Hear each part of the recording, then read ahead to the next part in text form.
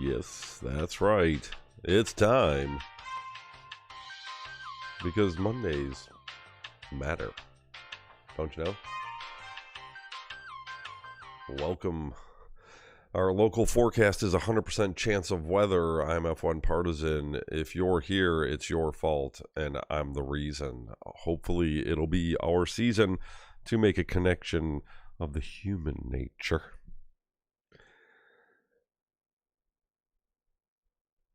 Hi. So we're getting on with a bit of what did we even call it? How we know we are. So how do we know we are? It's been put as a question many times by many philosophers or really stoned people for the first time, or that dude who took some acid at Woodstock, or wait, those hundreds of thousands of people who did that. But how do we know we are? I think there was a South Park episode. Oh, I forgot. And we want to be on the title here. I mean, the right side of history. To my right is a fern. How are you? Hello, fern. How does the fern know he knows that he is? She, he, she. Because I believe it's self-procreating as it makes spores on its leaves, and then as those leaves age and drop and things like that, it's supposed to kind of, I think, it floats off in the wind and makes more ferns. I don't know if they grow right next to each other. I think they do, but in any case, there used to be people who would secret the seeds of the fern because they're spores, not actually seeds. So not a lot of people knew how to help a fern procreate or get one to. So that was a bit of trickery used sometimes.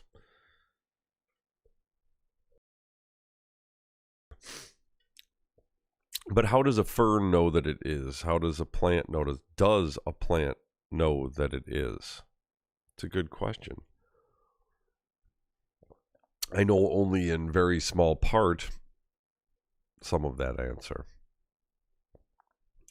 I do know that plants have been studied to be able to count, remember, choose. Not just a persistent light that will pull them or a hotter light. All these tests have been done. They often choose for different reasons. But I think when they do these tests, what we are often doing is the scientists are putting it into our language and in a pragmatic way, trying to scientific method the situation to the point where they do not speak in the language of the plant or the animal that they're studying.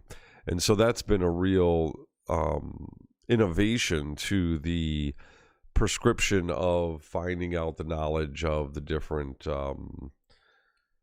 just animals, how animals and plants act and react and behave, and how that affects the actual genetics down to the molecular level, hormonal level of the plants and animals. I just, when I growing up in science, I just, plants make carbon dioxide or oxygen and we make carbon dioxide. So as we breathe out, they breathe in and vice versa. And kind of that connection, that's a beautiful thing. But I didn't really fathom the idea that a plant can breathe and that it has a circulatory system and it has it can see, it can feel. Many of them have all kinds of different sensory perceptions. They can communicate with other plants and trees and and definitely, I'm sure, with certain types of bugs and insects and things like that. I'm sure there's, if not already found, will be found relationships there. because I wonder, how does one truly know that they are? So does the plant understand individuality? In other words, are they self-aware? Now, I don't know what type of test you could put to a plant to find out if they're self-aware. I think there's at least I'm not clever enough to fathom how one might do that. Now, I thought that the tests they did for chimpanzees and monkeys and different things was very interesting. What they would do is they would introduce a change to the monkey's face, a dot on their forehead, and they'd put it on when the monkey wasn't aware that it was happening to them. So the next time they saw themselves in a mirror, and these are creatures who are familiar with their reflection in, mirrors or water or whatever, and if they act like they would when they meet a new monkey, when they see this monkey with a dot, then that would show that they're probably not self-aware. So that's just one part of the thinking process that makes something or someone, a sentient creature, a choosing creature, a creature that has thought and, practical thought, analytical thought. So, and how far does it go? How far do plants go? We know that they can choose and count and do all these things. How good is that information? Is there more that we're missing? Are we overjudging what they can do? Is there autonomic response systems we don't understand? Is it truly choice? We'll find out more, I'm sure. But let's take it a step up to insects a little bit. And we have the ants and we have the bees. And I found out an interesting little tidbit about bees when they come back to the nest. At least the one particular bee they studied, they do a figure 8 pattern. And it's a frenzied dance that this little guy does. And the direction, so he's at the entrance of the thing. They come back and he's at the entrance of their nest. And based on the direction he places the figure 8 that he does, that tells the hive how far away or what direction they need to go. And the longer he does the little dance, which there's probably some detailed communication there, is the further that you have to go. And so he probably, is giving directions. And if it's further away, of course, it takes longer to give directions. I don't know if they use landmarks or scent or what, I have no idea. But they meticulously figured out their little dance and kind of the language of the bees to a degree well enough that they were able to use their small robotic bees, totally incredible, to imitate these little dance and tell these bees where the food is. And they did it, and that they actually went and looked for the food there, and they found the food. And then what they did was, the next time they went back, while he was giving the directions, as soon as it landed, they switched the direction of the opening of the beehive. And sure enough, they got lost for a little bit. And the other interesting thing was that when they gave directions to where there couldn't be food, there was in the middle of a lake, the bees did not go look for it. They just totally didn't buy it. They knew better than to believe that it would be there. So these are all very interesting, critical thinking. We know that the bees have a very structured society, but their roles aren't as structured as one might think, or a lot of times as they are portrayed.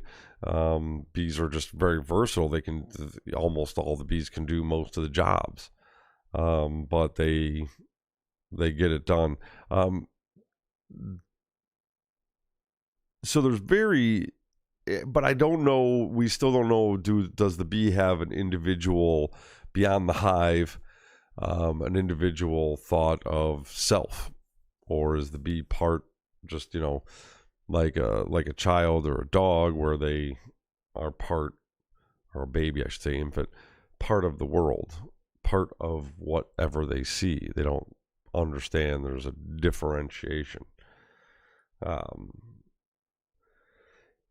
So how do you know, if we're not sure the bee is, and we're not, but they can think and act and do things that like we do? How do we know that what we call what we are, this soul or person, this free will, I mean, is it just a wind up? I mean, really? I mean, if you're just thinking and then you're dead, well, you ever was, right? Now, if you say, well, I created something, I built something, I made a sculpture, or I carved the wood, Now, is that what you are? Of course it's not, right? Because you could be gone and no one might even remember who did it, right? So certainly not you. So the flesh is, to air, and it's going to fail. So it's not you, and you're not you. Your thoughts. So just your thoughts while you're thinking is all you are. I think, therefore I am. I do, therefore I am. Right? Now, you see, the catch is that it's not persistent, isn't it? So everybody is, but then they become not, right? From nothing to nothing, right? So that's really a bit about where we're trying to get here, is that we want to find a way to be nothing, and that'd be all right, right? Because nobody wants to be nothing. I mean, we're too bloody competitive. We want to win something, not be nothing. I mean, if you're nothing, you don't even get to enter the contest, do you? Who's going to feed you, who would put porridge in your bowl if you're nothing? Because you don't need to eat anything, right? So nothing is an interesting concept. It's a kind of concept that hard for a person to just kind of wrap their head around it, because there's no such thing as nothing. There is no vacuum of nothingness when you get to the molecular level. As far as, our perception goes, air looks like nothing. So with that skewed, woo, Low 55 just went live. What's it doing? Tanking? If you want to watch some tanking and not listen to me prattle, go check out Low 55.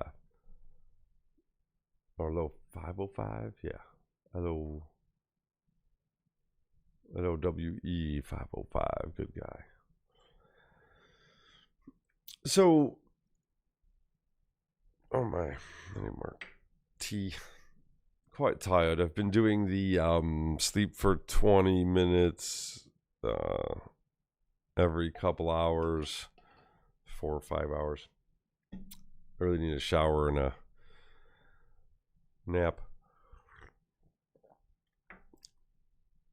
But how do I know that I am? Just because I'm hungry? Because I'm tired? These things are more affirming than just saying I have thought. I mean, I sculpted something to eat, to consume. That seems to be more of an I am than all the other ams that I am for what I am, because I am what I am. And you are what you eat. Right? So, I mean, back again, full circle, twirling around. Who's our creepers? Who's our peepers and the creepers? We got Colin Hymer. Kamahara. Camera Ferrari. That's the name. Camera Ferrari. Camerari.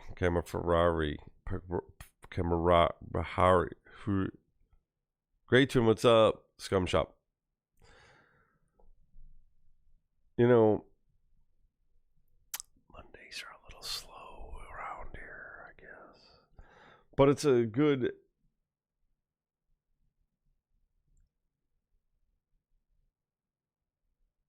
It brings us to it, though, doesn't it? Because to witness something at a quantum level is to bring it to its full potential of existence. In other words, what we found is that without observing the quantum world, without observing the whatever's in my hand, this object, this vaporizer, without observing it, it doesn't hold the same exact properties as when I observe it. There is an order, there's a purpose to it. Now, let's remember how much of our world we shaped as people. We pulled from the dirt iron and ore and made the world we lived in it, carving it out with steel.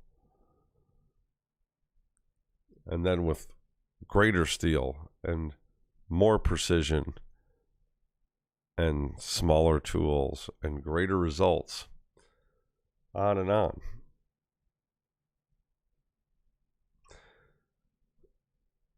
But without taking that journey, without personally taking that journey from earth to steel to technology,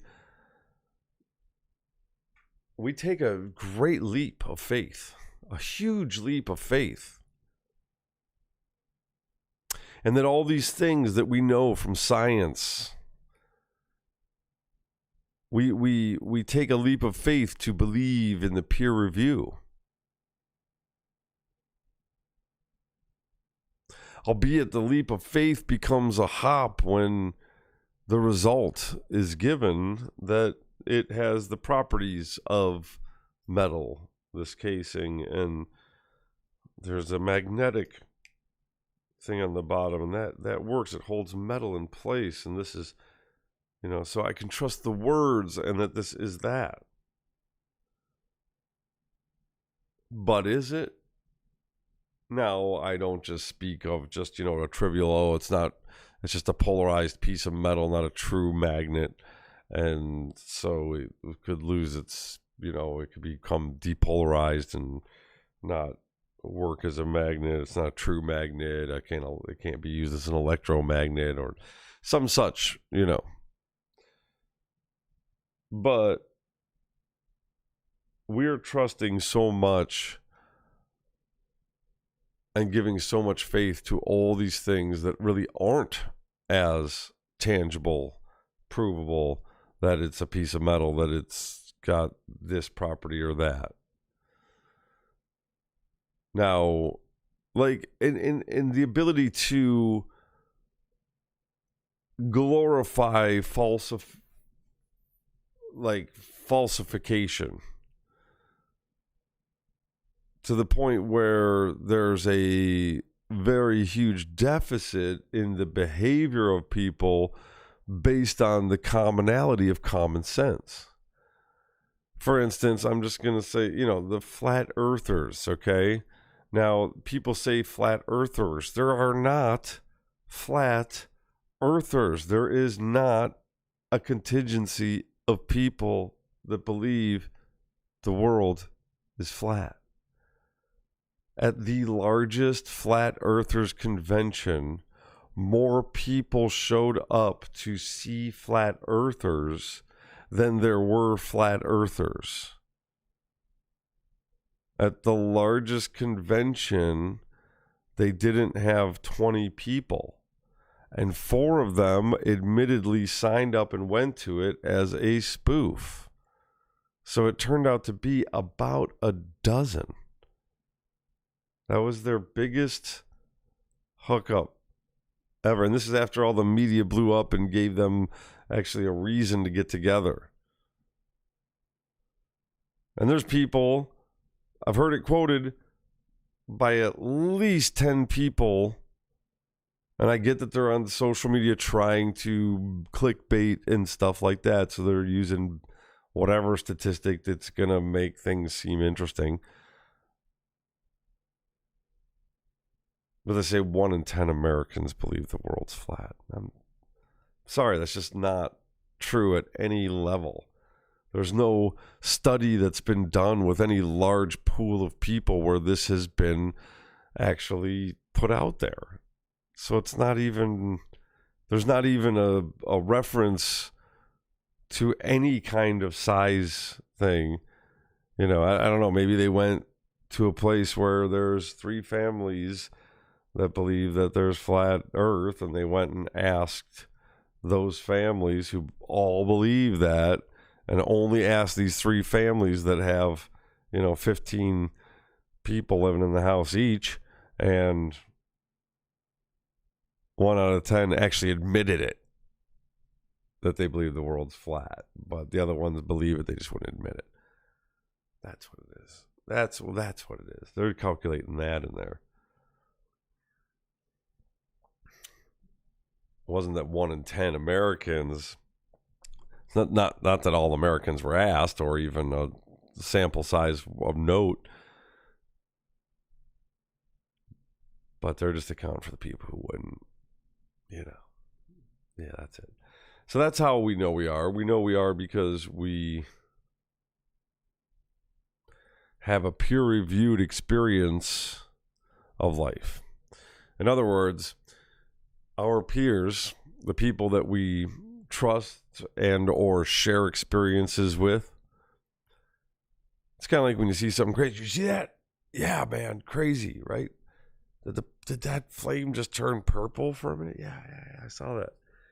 Or no, I didn't see that, dude. You're losing your shit, So shared experience is very important for people. It's a way for us to understand that we are part of what is. Yeah.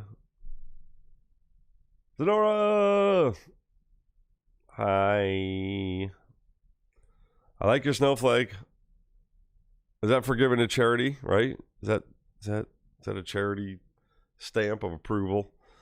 Like, you way cool and stuff? You help the children grow? Isn't it? I forget. I always forget that stuff. I'm so bad with that. I got to get on my badges and my things. You know what I mean? I'm one of those behind the scenes guys who doesn't get it done as well. Been working on my new logo for tanks.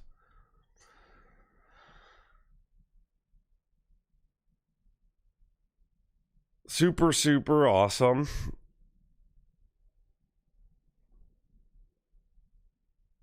It's a good night. Just figuring out how we know we are. Because, start with plants and insects, trying to figure out how we know we are, and then moving up to primates and whatnot. Do you know you are?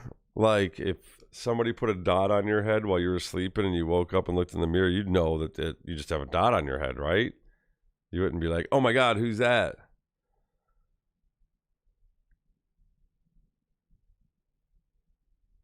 Like a dog doesn't, they just bark at the dog in the mirror. They don't even recognize themselves.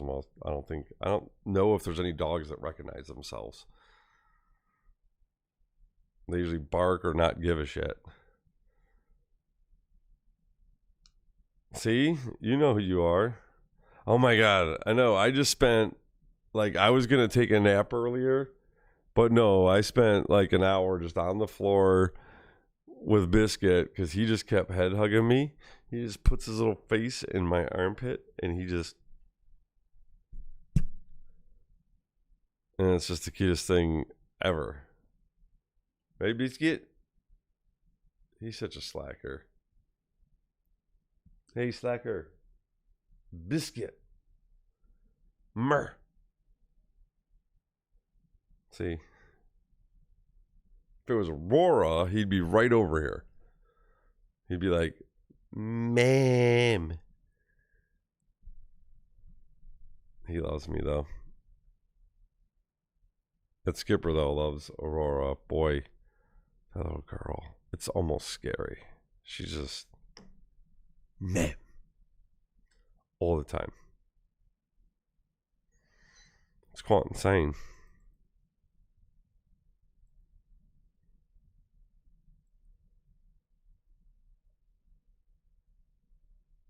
So while you're here, do you have any questions about anything? I've been doing the shows lately about the behavioral sciences or behavioral biology. The latest lecture was on the brain. Very interesting. And, you know, I mean, of course, when you look at the brain stuff, what's the meaning of life? Well, first you got to ask yourself, like, what do you mean? Oh, I have to ask, like, what do you mean by life? Do you mean like any life, like plants and algae and like all life? Or just like the meaning of life from the perspective of me or you or an individual? So all life, okay. So the meaning of life, as albeit for it to be then for as for such to be all of life.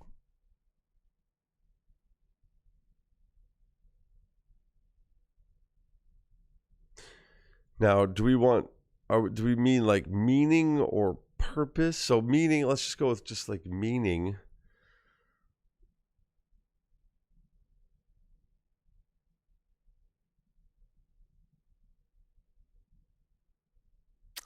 Well, how do we know that we are?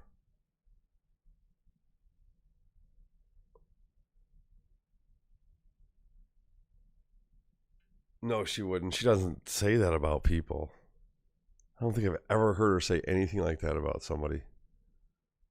That's my job.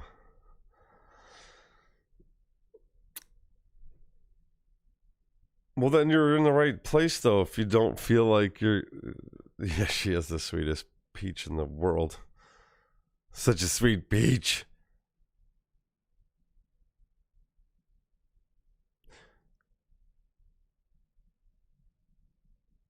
The meaning of life has to be at the beginning and end a cycle.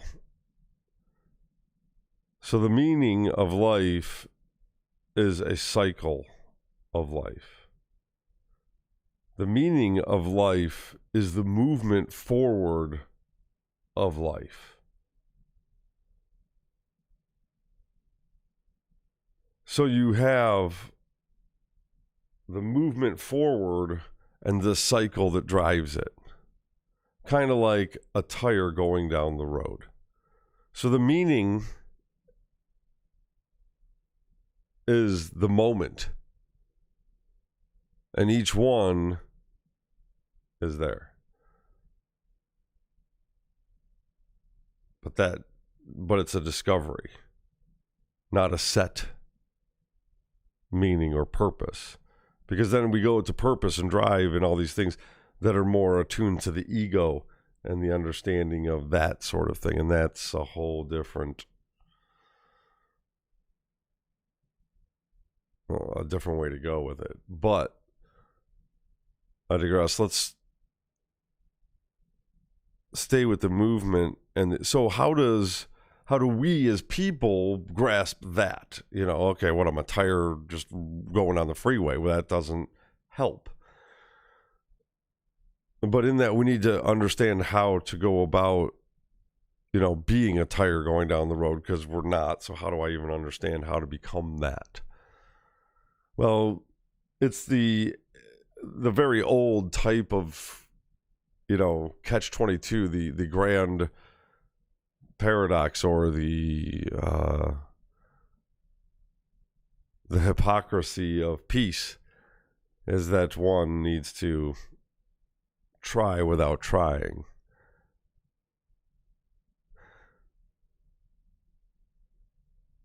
So to be nothing and everything, to know nothing and to know everything.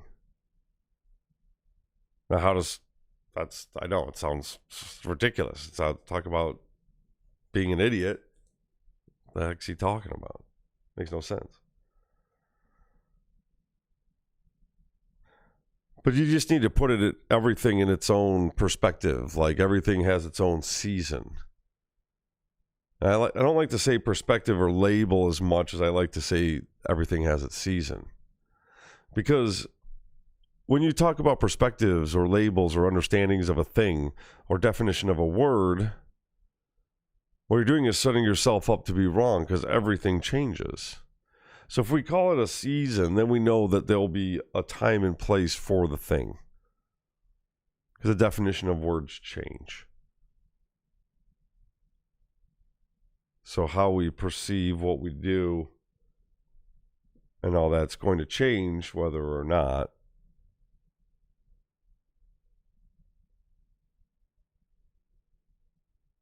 We try. So I think a good way to keep it in mind or to remember it almost is to say, wisdom is knowing that I know nothing.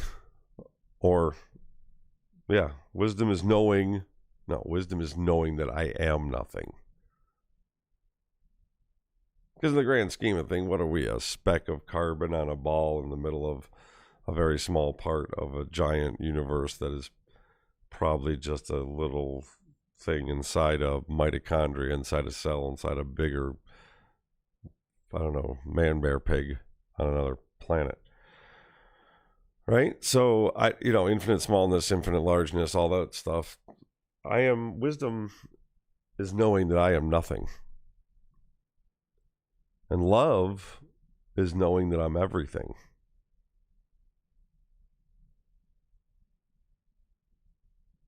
And my life is just the movement between the two.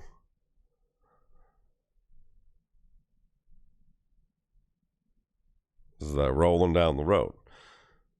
Now what you do with this, now of course you don't, this gives one the ability to take what comes, to be prepared for the adventure, to find wonder in things that are mundane, simple things, simple parts of life can become incredibly wondrous to a person who is discovering all the time. It's kind of like in psychology, it can be explained like when you're a child and you see all the flying things in the air, it's unbelievable. They're just wow. And as soon as somebody says that's a bird, you stop seeing birds for what they are.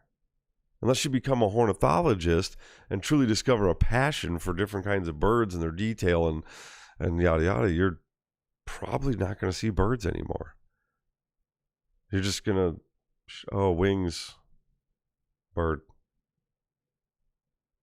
You might start distinguishing, pigeon, coo. Sure, I love birds. But it's amazing, right? How as a kid, as soon as you get something labeled, you don't look at it with as much detail. It doesn't have the wonderment because that's what that is. Okay. Not, keep looking at it, keep studying it. How long is a tree fascinating to someone? How many trees, if you walk around your block and really look at every tree, and maybe, just take a walk wherever you've walked before and really look at every tree along the way. And you'll be kind of amazed that you didn't really see these before. You don't know these trees like you would know a friend.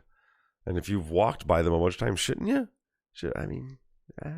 But we don't usually see the tree that we walk past. We see our idea of what a tree is. Like our brain literally, this is a scientifically proven fact. Our brain literally more often than not, does not see the tree that we walk by.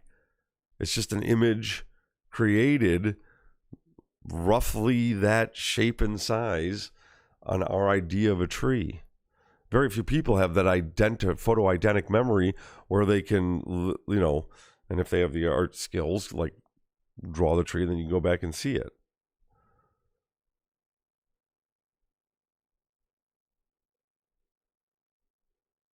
I know, isn't it neat? It's like there are new species of bugs happening all over the place. Like, there is no doubt that if you pay attention and look at bugs on the ground and stuff, you will find something no other person has ever seen before. The mitochondria in your body are unique to you and your lineage. The, mites that live on your eyelashes might only exist on your eyelashes. The type they have, they might have an extra, butt flange that no other, mite has anywhere in the world. You might have super butt flange mites no one else has. Talk about being unique.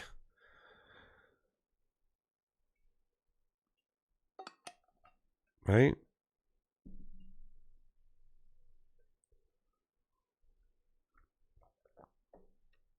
I wonder if there's like really, really kick-ass mites that help keep you clean and healthy. And like if we could just like get those mites and have them, they just like lemon juice. You just got to put some lemon juice on your skin. You go get these mites down at the store, some lemon juice on the back of the ear every couple of days, wherever you need, oh, my skin's a little patchy over here. Get my skin mites over here, have them eat out the dead skin. Wouldn't that be super? And you need like little creatures that eat the mite poo. Or no, the mite poo could actually be some sort of special, collagen, help the pigmentation of the skin and stuff like that. Nanotechnology. When I think of nanotechnology, that's what I think of. I think of nanites that trim my nails for me, right? They just keep them in shape. Yeah. It's going to take care of the blood vessels and all that stuff and blah, blah, blah. But I just want some of the ready to go stuff, things that I'm not into. I don't like doing my nails, biting on my nails. I'd rather just have that, not have something I have to worry about. But if I lived in nature, I probably wouldn't. If I just used my hands how they're supposed to, they'd probably just kind of work out the way it's supposed to. But, that's not how I roll. Skipper would like it if I did that, that's for sure.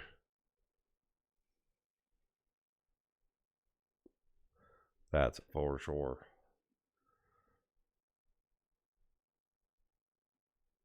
Yeah, and then wouldn't it be cool if they had like little slugs that you just put in your mouth to clean your teeth?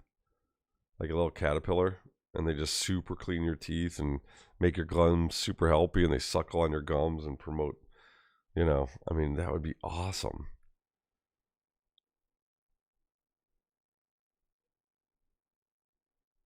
Especially if they tasted good too. You could like dip them in honey and put them in your mouth, and they go nuts, with the honey sugar rush, and they just eat and go nuts and leave your teeth perfectly protected. They take the, they don't strip the plaque off to where it's bad for your teeth. They just know exactly what you're doing. Then you just eat them, and they're happy about it.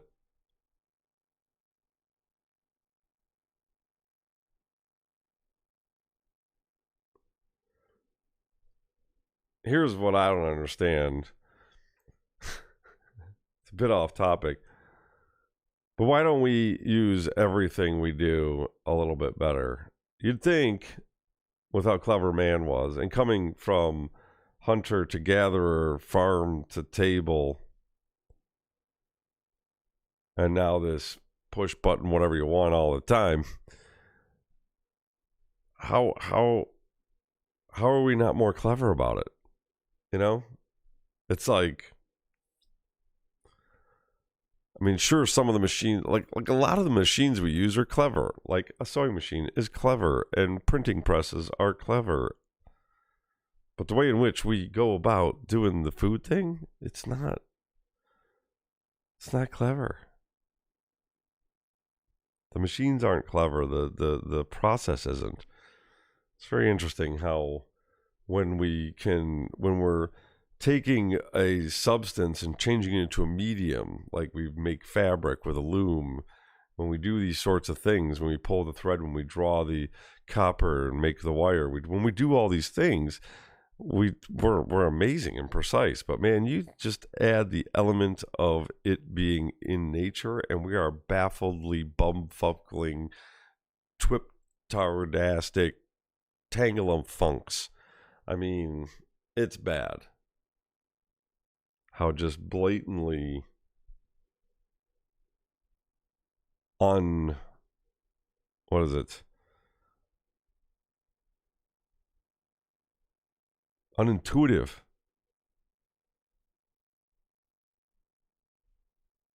Yeah, I think it is. It is, but it's not just the easy way. It's the like. There's easy ways to do a lot of things via nature that we do. You know, like people going to driving in a car a half an hour to go to a gym, to use all that power and electricity and gas and carbon when there's heavy shit all around them, right? I mean, their neighbor probably needs help moving a piano or some shit. There's heavy shit somewhere. Not to mention that there's a million kinds of push-ups one can do.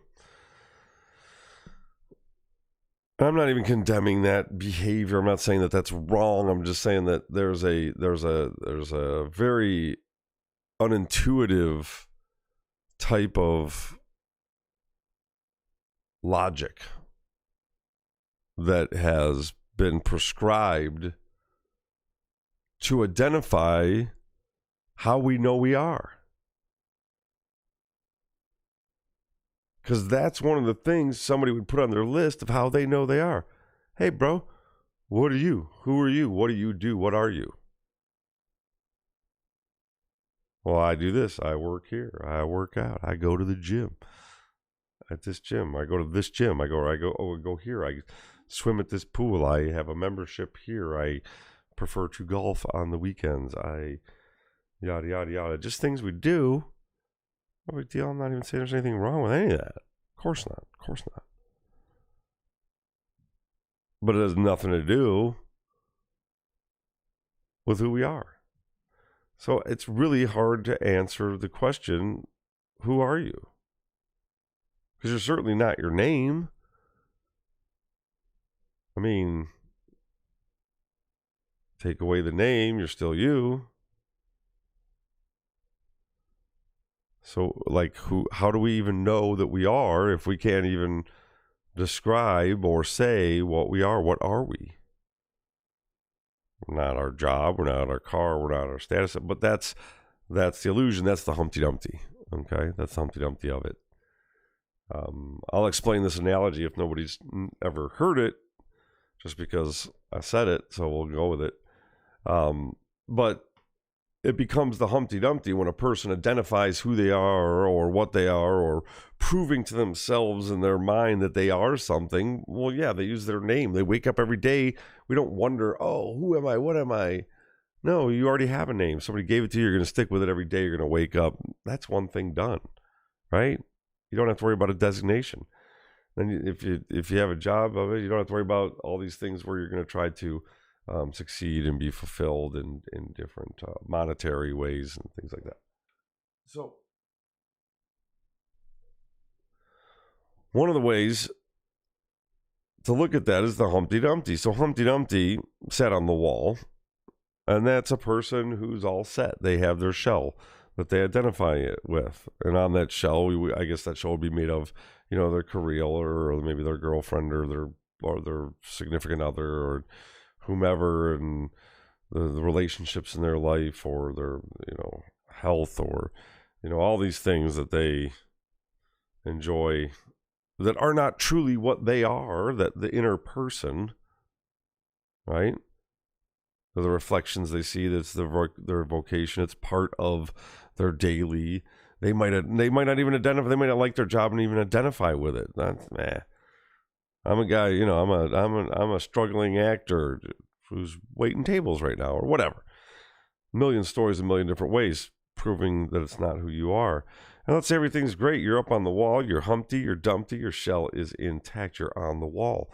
But then you have a fall. Now, all the king's horses and all the king's men, the king's horses are feelings, and the king's men are thoughts. And they could not put Humpty back together again. Because when you fall, let's say you lose the job, and maybe the relationship you were in was pretty thin, because without the job, significant other isn't as interested in being the breadwinner for any period of time. Who knows? Or the sole breadwinner. I don't know. But let's just say, for whatever reason, whatever scenario that changes, the fall has come, the egg is cracked. And your thoughts and feelings don't put that world back together, because all you're doing is making another shell that can be broken. And those are fragile things. I mean, a job, different things that you relate to, whatever it is that you relate to making you who you are, if it can be taken away or lost, if it doesn't belong to you inside, then it's false. It's a shell. And when it crumbles, no thoughts and feelings will put it back together. You will surrender. What happens in those times? You surrender, you give up. You hit bottom or whatever, however you call it. Whatever level or degree of that one goes through or experiences.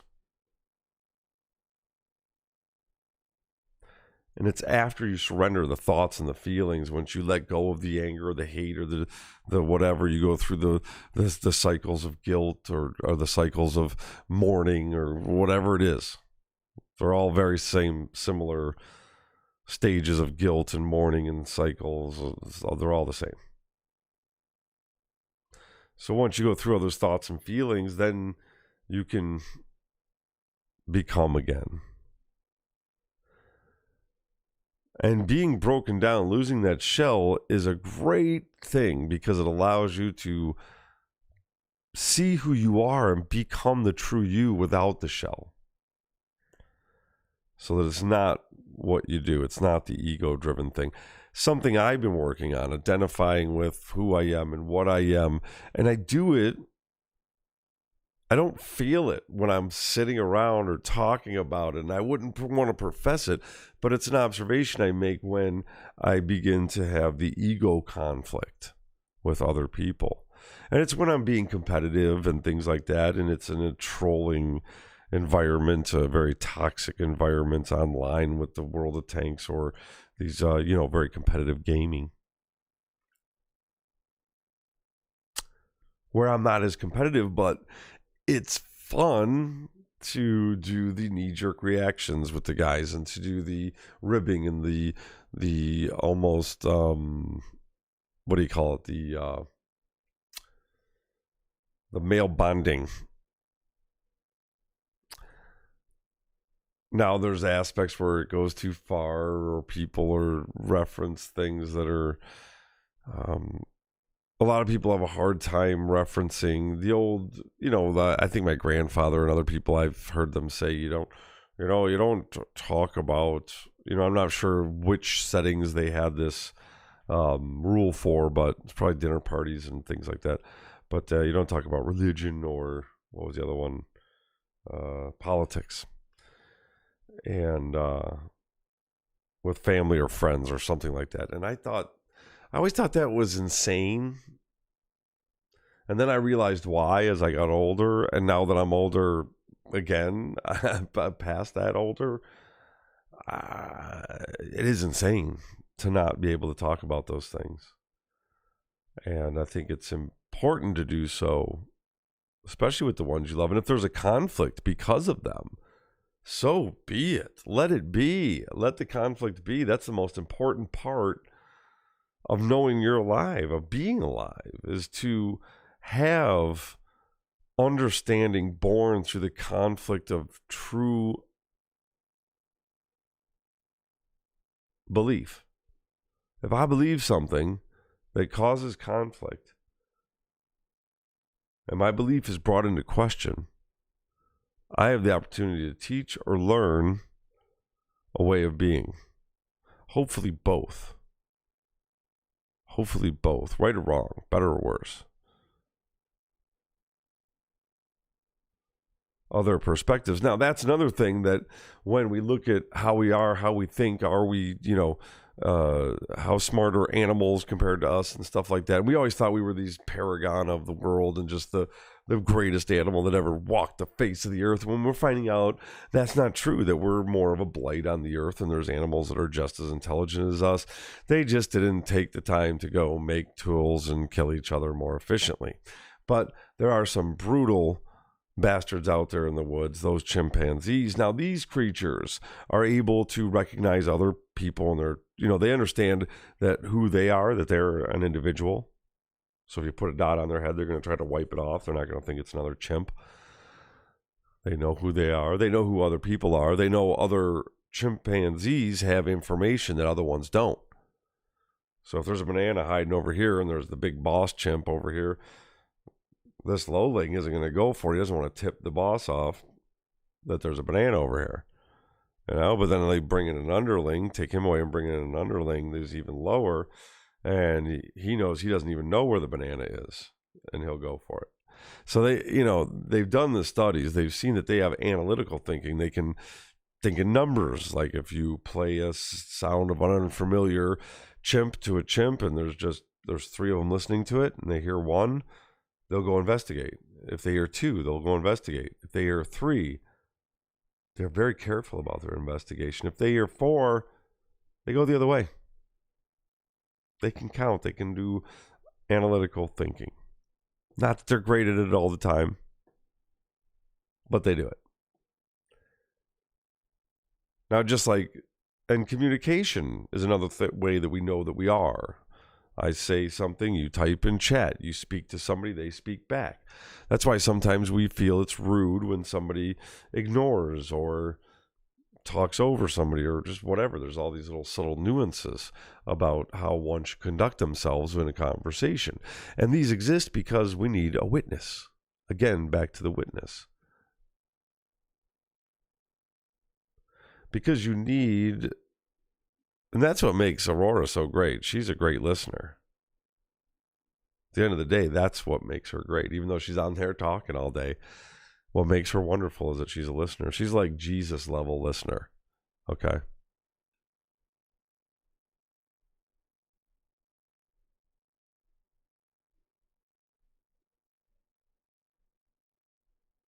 But to witness the words, to have the conversation... Here's the thing. Here's how one can truly be ready for the meaning of life as it comes. The seasons as they come. Here's how you get ready. You want to know?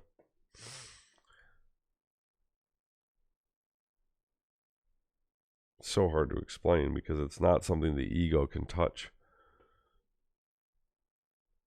And really that's the key, is to get rid of the ego.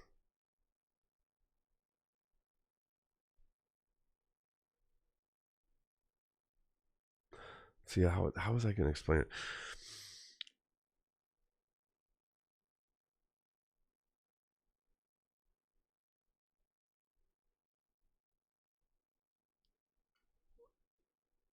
Oh, it's so hard. Yeah, she's amazing. She's amazing. She'll like I ramble on about this stuff to her, and she'll like pull out like in half the time I don't even think she's listening to me because I'm just babbling. I know she does though. She's so amazing. But she's trying to, she'll be working, trying to get something done, but she'll rephrase something or she'll take the context into the perfect place at the right time that just helps people. She's so good. Oh.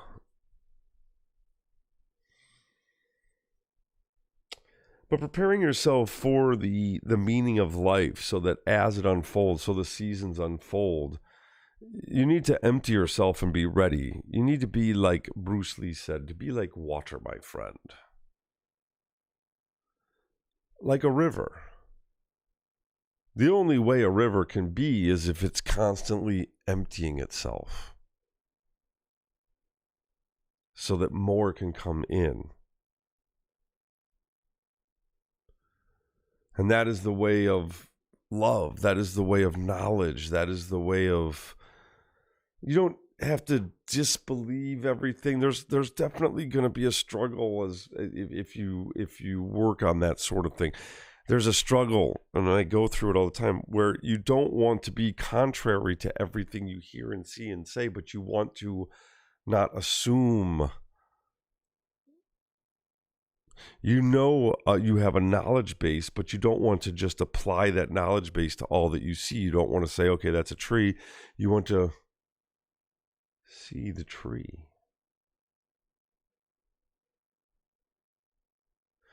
You want to feel the wind, the air on your face for the first time, every time. We change every day. Every day that we do everything is the first time we're doing it. Regardless of our motor memory and the things we remember and what's stored there, the hippocampus of the brain is where I love it, the hippocampus. It just means seahorse. And it's beautiful because, that's the section of the brain that allows us and helps us and causes us to learn new things. So, you've been riding your seahorse? Or what? And I've always heard knowledge referred to as a sea. And then, so if knowledge were all the oceans and all the water in the world, the most we could learn in a lifetime is a thimbleful, a couple drops. So you got to ride a seahorse so you can get around and find the bits you want. So that's why you're hippocampus. Are you hip to the campus?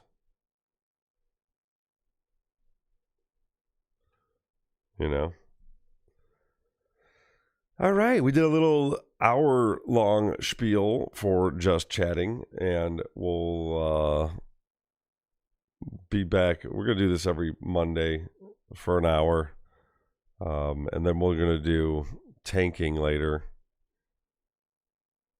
at 10. Tanking at 10. But I'm trying to keep these at little hour snippets so that it's not too much. But if you have any other questions, I will do my best to answer them. I can pull out the wheel, though. I mean, we can do the wheel if we need to, and I don't even know what the wheel's set up as. I think it's so that you get answered, questions get answered in a stereotype. Let's try it. We should flame it. Yes, it's all stereotypes. So we'll get the meaning of life from... Give us the meaning of life from whom?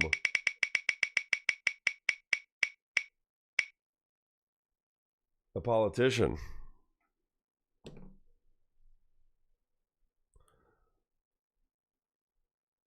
The meaning of life is the kind of thing that everybody needs to strive for, to attain for, and we're going to move forward with everybody's position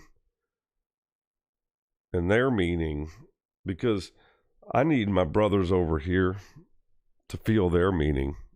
And I know that your meaning over here, I know what you guys got going on, a different meaning.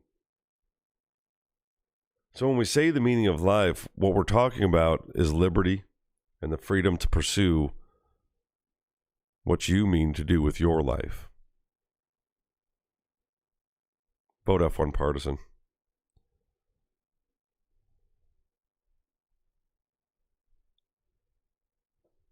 The meaning of life is what you mean to do with your life. Just don't be mean.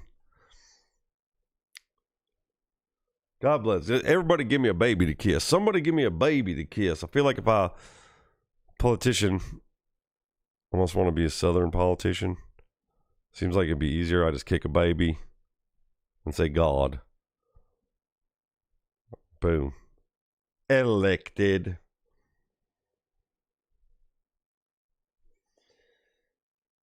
Was that about right? All right, that was kind of fun. One more. Oops.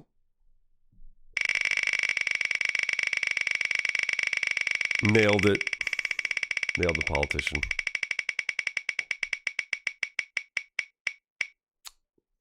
Flaming wheel. Snowflake.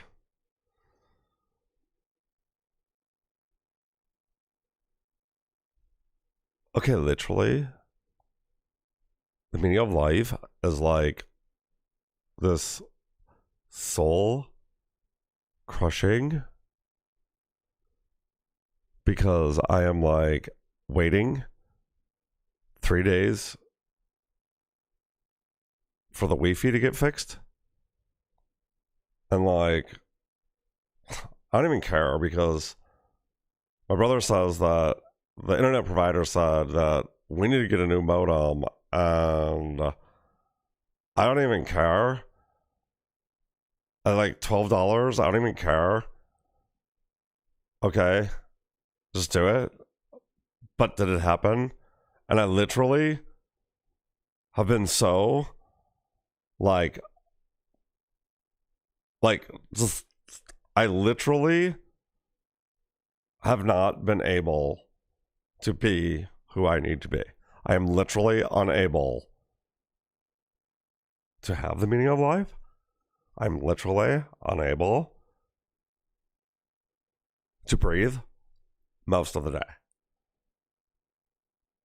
Okay. I have panic attacks. I literally died twice on Wednesday. You don't even know. I didn't have my EpiPen.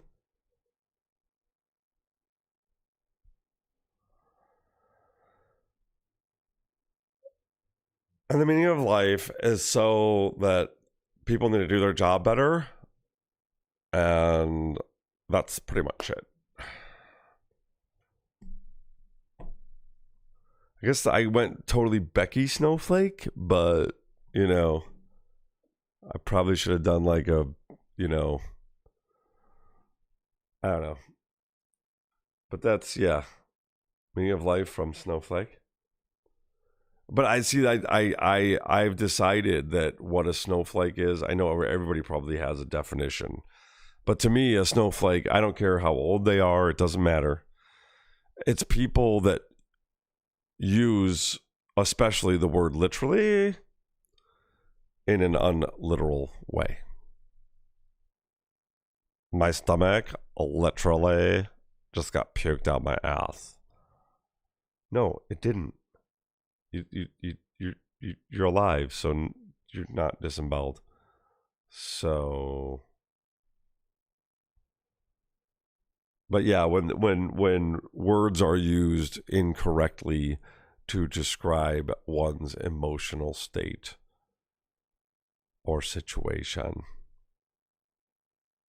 when it's a first world problem and it's literally making my skin crawl.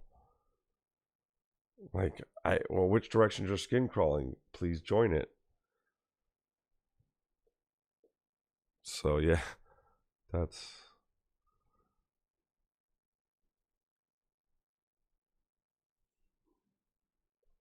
But the real deal, I mean, real deal, meaning of life, it's not a problem. Everybody knows it. Everybody thinks it's just 42, but it's not. It's 423. It's 42.3. I didn't type that right. It's 42. Whoops. Space 3. 42 is the meaning of life, and you have to know, though, it takes 3 licks to get to the center of a Tootsie Pop.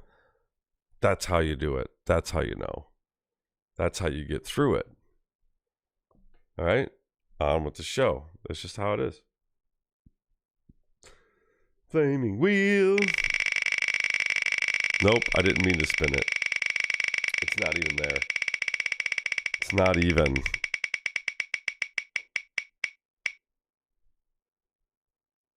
Think. What's a Tootsie Pop? A Tootsie Pop is a lollipop that has like a Tootsie Roll in the middle, which is like a chocolatey stuff, like caramel chocolate kind of. And so, how many licks does it take? Actually, I think a college actually did the study, and it was like 370 something. I forget. But yeah, no, the little owl in the commercial would only lick 3 times, then he would bite 3. I used to like them. I don't eat that kind of thing anymore. I don't eat the death sugars. I used to wonder why I was such a spaz and why, as a child, I had trouble, behaving and issues with my anger and things like that. Well, now I realize that I was kind of going through these sugar highs and coming down all the time. Just going through it. Major crashes, rushing. Bruh. Got some gum? Got to get through class. Give me some gum, man. Sweet tarts, bro. Come on, man. You got some nerds, bro? Come on. Set me up, bro. Set me up, man. Fucking Smarties. It's good enough. Come on, give me that. You know what I'm saying? And why did that fruit stripe gum just like stop having flavor in like 10 seconds? What's up with that? It's like you'd be like, oh, you got some gum, fruit stripe? It's like...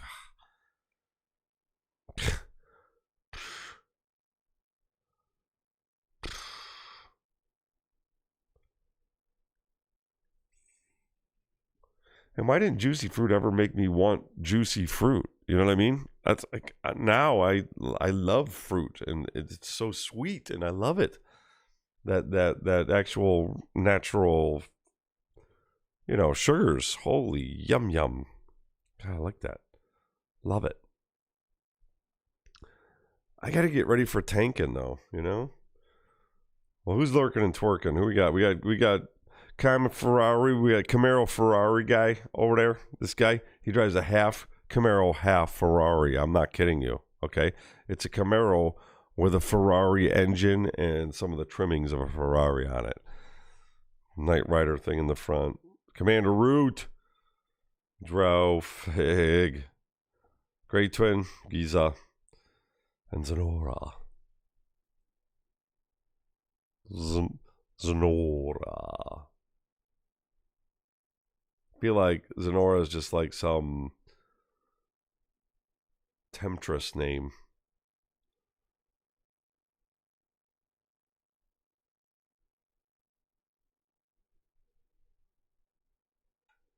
It is, isn't it?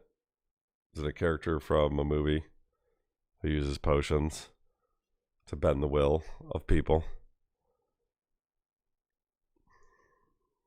No, it's a family name, you jerk. This is my sweet old grandma's name. Hope not. But yeah, I'm going to be back at probably close to the top of the hour. I got to get a little snack and Puppy's probably going to make me play with him for at least a few minutes. So we'll see where we go, But yes, and we will be back. What's today? Tomorrow we got Tuesday tomorrow. That's an earlier show at 5 o'clock. We'll be laying down some songs and talking about the songs and how we feel about them, and maybe some memories that go along with those songs. Should be fun.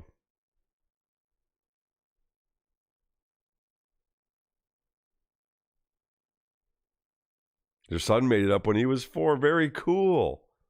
I like that. See, that's cool. It's way better than what I was thinking. It's way more fun. See? Reality's way more fun than I think it is. I can't write this stuff any better. So I don't.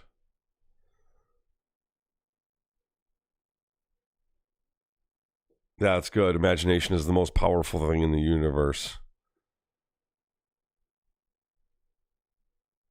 The most powerful thing in the universe. Imagination. It's my belief that our imagination can unlock the dimensions beyond science's comprehension, and that to travel, to fly, to move through time and space is but attainable through thought. At least I used to be able to. Nice. Write that book. Put it out there. Keep writing it. My body did well with that. It's a good thing. It's a good thing to do. Writing. It's healthy. I watched him do it for years and years and years and years with no, major success that, okay, now that don't have to worry about the money thing. But what it did for him as a human, as a person, the kind of person that he was. Because he wrote all the time, because he was very diligent at writing every day, he's the kind of person that would send birthday cards and, Christmas cards. This is a guy who I met when I was like, 16, and when I'm like 18, and we're not like right there hanging out with each other anymore because we don't live near each other anymore. He's sending me Christmas cards, sending me birthday cards. I mean, I never got in that habit, but here's an 18-year-old guy who was just being, cool because he's a writer. I don't know, something about being a writer when people just do it as a daily, they're just, I don't know. At least I think they're funner for me, funner people for me. I don't want to say they're better people, but they, for me, yeah, definitely.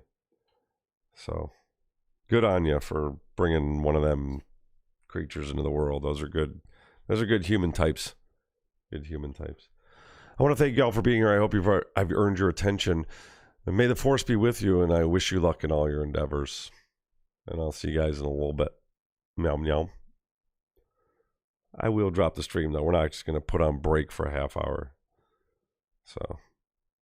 Bam, bam, bam, bam, bam, bam, bam, bam.